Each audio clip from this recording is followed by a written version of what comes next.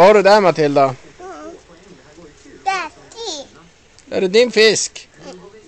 Är det en babys som du har fått?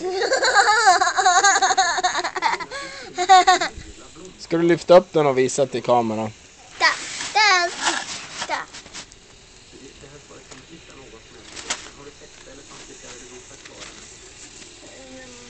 Så.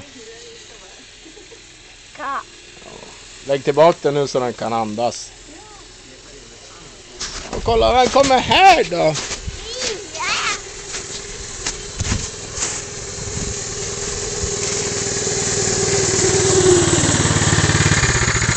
Vad har du där bak, Lisen? Jag filmar. Vad gör du? Berätta till kameran.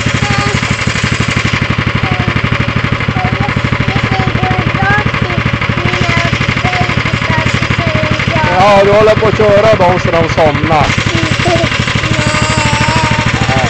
Ja, ja. Vi guppar lite grann. Ja, kör då. Hej då.